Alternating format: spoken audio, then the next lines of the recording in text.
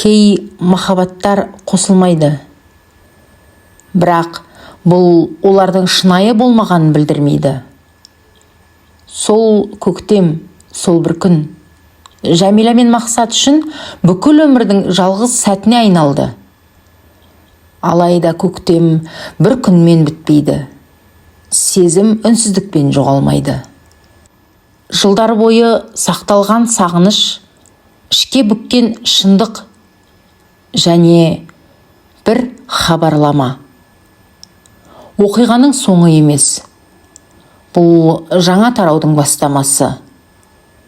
Бұл соңғы көктем. 2 бөлім. Автор Айжан Шынарова. Арада тағы бірнеше жылдар өтті. Жәмила мен ұлы жаңа қалада қалыпты тіршілікке үйреніп, өмірлерін бір арнаға түсіріп алған. Айналада таныстар пайда болды. Баласы мектепті үздік бітіріп, еліміздегі ең жақсы университеттердің біріне мемлекеттік грантпен түсті. Жәмиланың қуанышында шек болмады. Бұл күнді ол талай жыл бойы армандаған еді.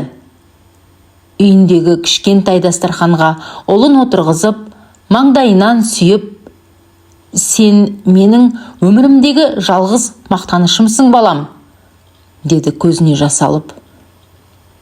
Осы жылдар ішінде Жәмила өмірін тек баласына арнады. Жұмыстан шаршап келсе де, баласына тамағын дайындап, киімін үтіктеп, сабағына көмектесетін. Көршілері мен жұмысындағы әріптестері оның сабырлығын, мейірімділігін, адалдығын бағалап, арасында ер азаматтар да қызығушылық танытатын. Бірі гүл жіберсе, бірі тікелей ұсыныс жасады. Бірақ Жәмила еш қайсысының сезіміне жауап қайырмады. Жүрегі баяғыда ғана бір адамға, Мақсатқа тиесілі еді. Кешкілік терезе түбіне отырып, ұлы ұйықтаған соң қолына бір шыны шайын алып, сол баяғы студенттік кезіне көз жүгіртті. Мен ешқашан басқа біреуге үміт берген емеспін, Мақсат. Сен менің жүрегімде мәңгі қалдың, деді өзіне өзі сыбырлап. Баласы студент. Енді Жәмила өзіне кішкене дем алып тынығуға рұқсат берді. Өмірінде қиын кезеңдер көп болғанымен, ол ешқашан арам жолға түспеді. Арында, адалдығында, ана деген абыройында таза сақтап қалды. Ұлы оқуға кеткен. Үйі тып-тыныш. Телефонын қолына алып, әдеттегідей әлеуметтік желілерді ашты. Сол сәтте жүрегі бір сәтке тоқтап қалғандай болды. ВКонтакте қосымшасынан біреу оның суретіне лайк басыпты. Аты таныс. Жәмила әлгі қолданушының парақшасына кіріп қарады. Аватарында ештеңе жоқ. Тек көктемгі күнде түскен аласа теректің фотосы. Хатта, коммент те жоқ. Жүрегі сыздап кетті. Аты жөнінен кім екенін танып тұрғандай. Кімсің? Деп жекесіне жазбақ болғанымен қолы дірілдеп жазуға батылы жетпеді.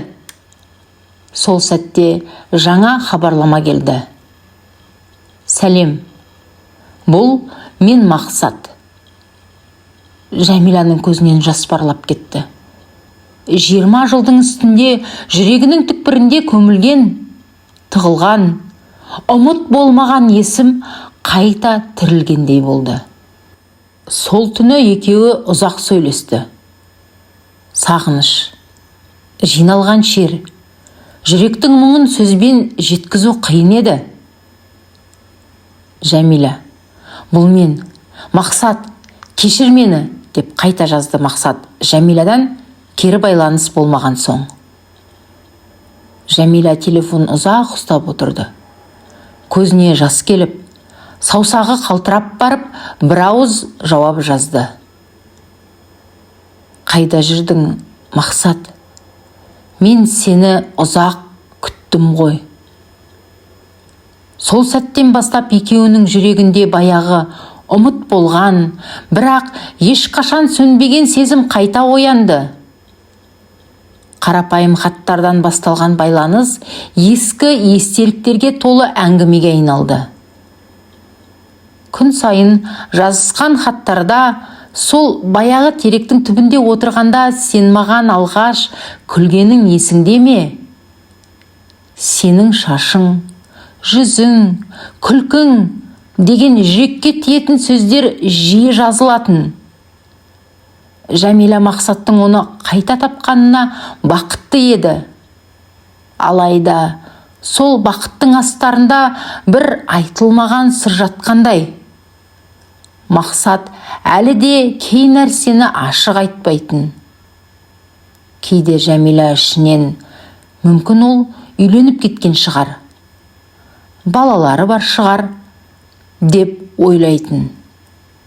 Бірақ батыл жетпеді сұрауға, дәті бармады. Мақсаттың сөзінен өзіне деген махаббатты сезінген сайын ол сұрақтар іште көміліп қала беретін.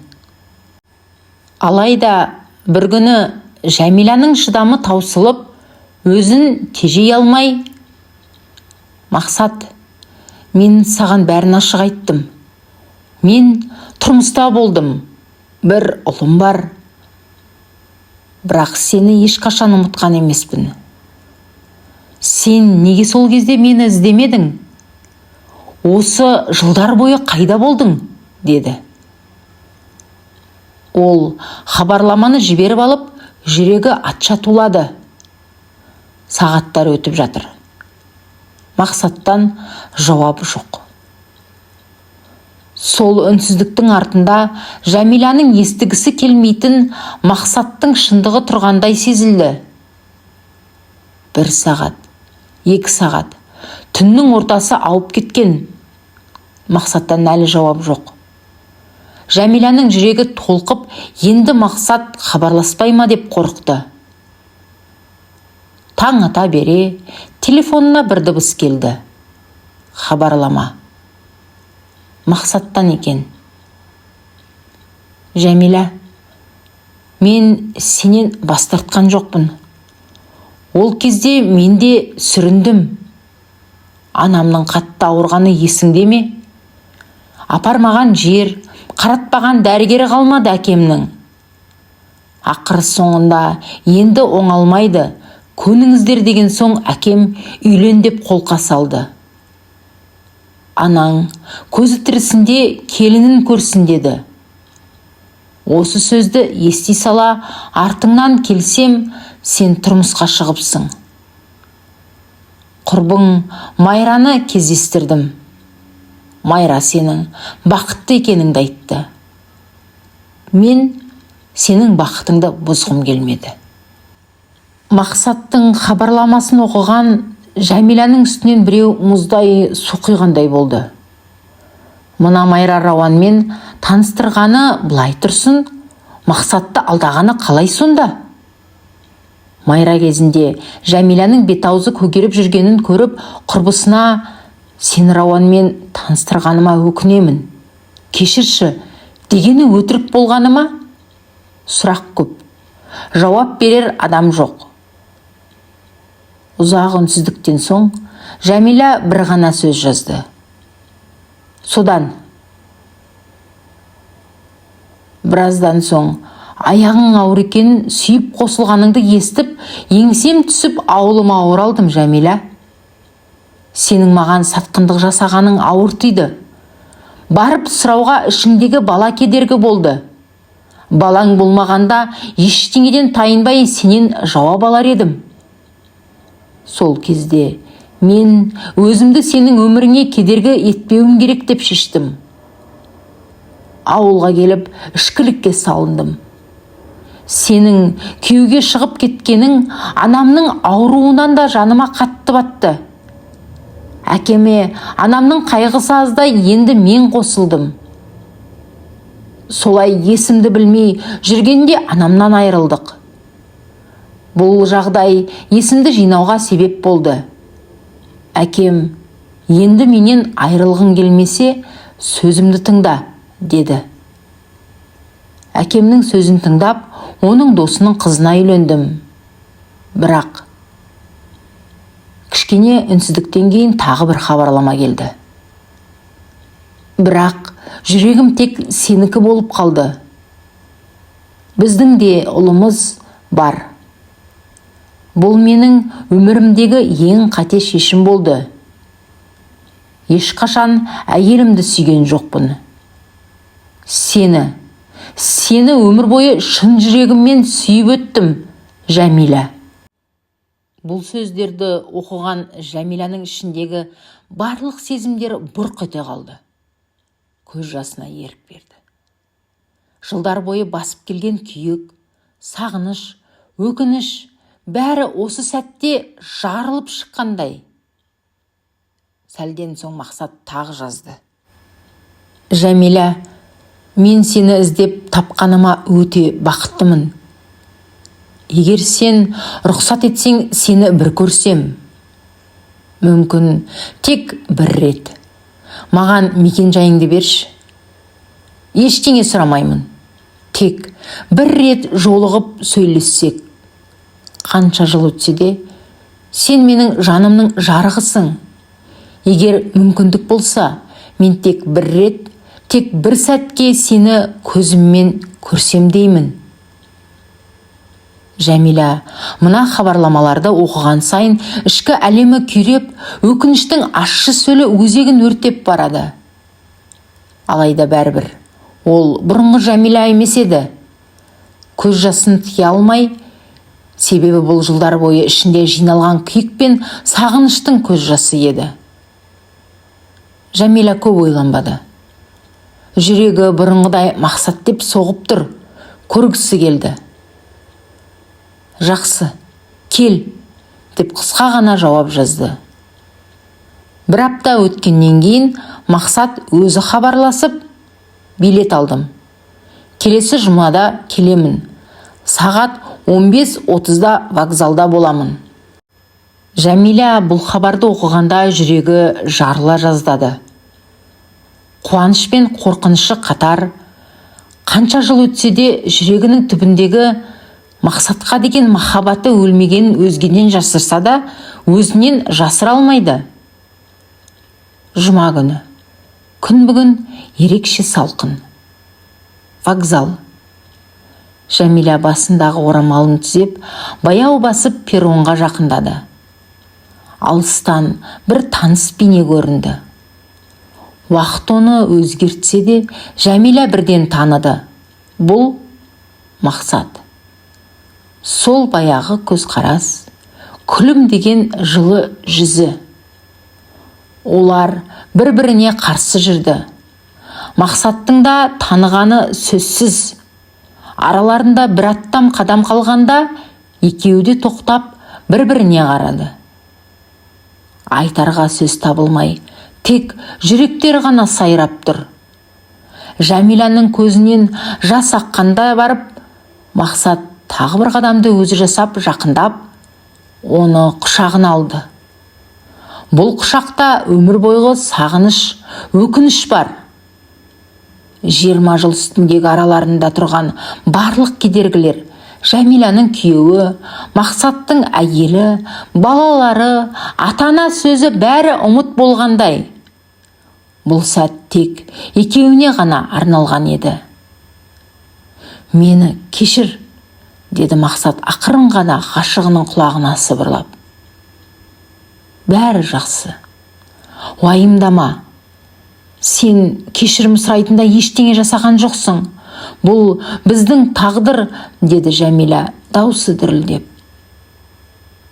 Сенен кеткен соң, сол күннен бері мен ешқашан бақытты болған емеспін. Олар вокзалдан шықты. Екеуі әлемде тек жалғыз өздері секілді. Бұл сәт екі жүректің кешіккен, бірақ тағдырларына жазылған қайта кездесуі еді. Олар сол күнді бірге өткізді.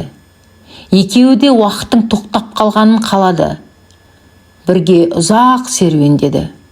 Көл жағасына барды. Екеуі де көп сөйлемеді. Жай ғана бір-бірінің жанында болу жеткілікті еді. «Сен өзгермепсің», деді Мақсат бір кезде Жәмиланың жүзінен көзін алмай.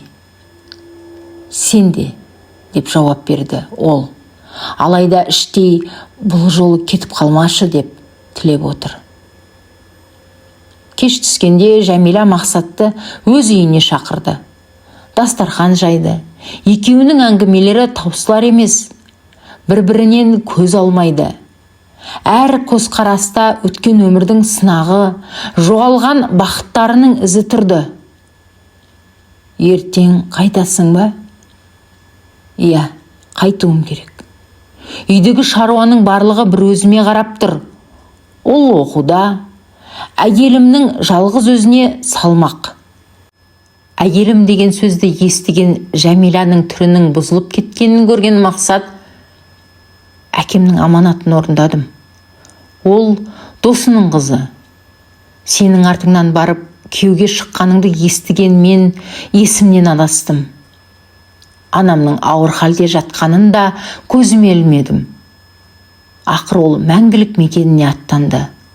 Сонымен мен де арағымды қойып, әкемнің сөзіне құлақ астым. Енді жауапкершіліктен қаша алмаймын. Қартайғанда оның жүзін жерге қаратқым келмейді. Қиналғанда жанымнан табылған жан». «Бірақ мен», деді Жәмила көзіне жас толып, «мен сені күтіп едім, Мақсат. Мен өз еркіммен күйеуге шықпадым. Мені бақытты деп жаһанға жария салып жүрген Майра өмірімнің күл талқанын шығарды. Мен ешқашан бақытты өмір сүрмедім. Сені ұмыта алмағаным үшін күйеуіммен өмір сүрген кезімде тек жегенім таяқ, естігенім боқтық сөз болды. Ойласам, төбе шашым тік тұрады. Неге көндім? Не үшін? Кім үшін? Сенің артымнан іздеп келгеніңді білмедім. Майра ол жайлы тіс жарып айтқан емес». «Ақмақ басым-ай, неге сендім екен оған? Майраға сенгенім үшін өзімді ешқашан кешірмеймін. Саған деген махаббатым өшкен жоқ. Бүгін сені көргенде жүрегім қайта соққандай», деді Мақсат. «Енді кетпеші», деп Жәмила Мақсатқа қарап. Мақсатта үн жоқ. Жәмиланың қолынан ұстап, маңдайынан сүйді. Бұл сүйіс қоштасудың, өкінудің белгісі еді. «Әттең, мен сені сүйемін, Жәмила. Алайда мен сенімен бірге қала алмаймын. Ұлымның болашағына балта шапқым келмейді. Оның еш кінәсі жоқ қой. Әйелімді сүймесем де оған опасыздық жасай алмаймын». Жәмиланың жүрегі езіліп, көзінен жас тоқтамады. Мақсатқа бұрылып: «Мені сүйетініңді естідім. Маған сол жеткілікті», деді. Қанша ауыр болса да күлімсіреген болып. Таңда атты. Вокзал. Сол кешегі перрон. Екі ғашық ешкімді кінәламай, ешкімге өкпелемей үнсіз қоштасты. Өмірдің өз ережесі бар екен екеуі де түсінген. Қиын болса да қабылдады. Жәмила күндегідей өзінің үйіндегі терезесінің алдына келіп жайғасты. Таңғы күн шапағы үй ішін жып-жылы нұрға толтырып тұрғандай. Бірақ жүрегінде жылулық жоқ. Кеше ғана көз алдында болған Мақсат бүгін басқа қалада, басқа жанмен өмірін жалғастыруда. Басқамен тағдырлас еді. Сол бір күн екеуінің кездескен күні ең ұзақ әрі ең қысқа күн, өмір бойы сағынатын күнге айналды. Ол орнынан тұрып баласының суретіне қарады да: менің өмірімнің жалғасы, жүрегімнің тынысы енді жалғыз сенсің, деді. Себебі мақсатты жүрегінен босатты. Осы күнге дейін екеуі болған жүректе енді тек баласы ғана. Дәл осы сәтте Жәмила көп жыламады. Ол қайтадан өмірге қарай талпынды. Мақсат ендігі жерде оның өткенінің ең тәтті, ең ауыр бөлшегі болып қала береді. Ол ғашық адамдардың махаббатының әрдайым бірге болумен өлшенбейтінін ұқты. Кейбір ғашықтардың сезімі тек жүректе ғана өмір сүреді. Жәмила енді Мақсатты күтпейді. Бірақ оны ұмытпайды да. Терезеден көктемгі жел есті. Сол желмен бірге бір естелік келіп, Жәмиланың жүрегіне қайта тиді. Жай ғана жымиып, өткенге өкініш емес, алғыс білдірді. Кей ғашықтар қосылмайды. Алайда бұл олардың шынайы ғашық болмағанын білдірмейді. Кей сезімдер өмірмен бірге өшпейді. Олар тек үнсіз естелікке айналады. Жүрек түкпіріндегі бір жылы орынға. Көктемнің соңғы күндері. Терезе сыртында гүл ашқан алма ағаштарының жұпар иісі желмен бірге бөлмені алып тұр. Жәмила телефонды қолына алды. Экранда таныс есім: Мақсат. Алло, Жәмила, деген таныс дауыс құлағына жеткенде жүрегі баяулап соққандай болды. Тыңдап тұрмын, Мақсат, деді ол күлімсіреп. Олар енді ешқашан кездеспейді.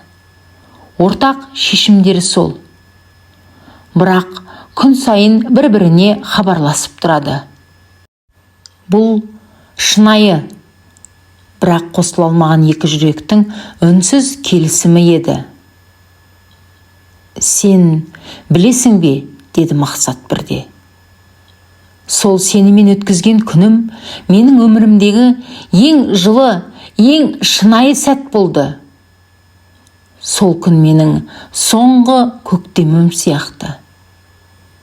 Жәмила көзінен аққан жасын білдіргісі келмей: Иә, менде де сондай сезім. Екеуміздің соңғы кездескен көктемде мен қайтадан тірілгендей болдым. Алайда енді бәрі жай естелік. Әдемі, тәтті, бірақ өткен. Екеуі үнсіз. Алайда сол үнсіздіктің өзінде де жүрек лүпілі сезіліп тұр. Соңғы кездескеннен кейін екеуі бірге болмайтындарын шешсе де хабарласып тұрды. Білмеген біреуге бұл жай ғана әңгіме болып көрінер еді. Тек екеуінің жүрегі үшін бұл мәңгілікке жалғасқан үнсіз махаббат еді.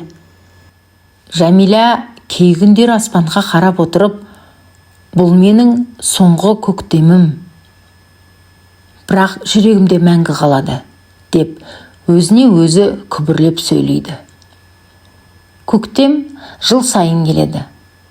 Ал Жәмила үшін нағыз көктем сол бір соңғы кездескен күн еді. Енді ол көктем қайтадан келмесе де, сол шақ бар өмірін жылытқан, жүрегінде мәңгі өмір сүретін ішкі көктемге айналды. Ал тыңдарман, осымен соңғы көктем әңгімесі өз мәресіне жетті. Бұл Жәмила мен біздің кейіпкеріміз Мақсаттың соңғы көктемі. Ал сіздің естелігіңіз қандай? Комментарийде ойыңызды қалдырыңыз. Егер бұл әңгіме жүрегіңізге тиді десе, лайк басып, менің каналыма жазылуды ұмытпаңыз. Біз әлі талай шынайы хикаяларда жолығамыз.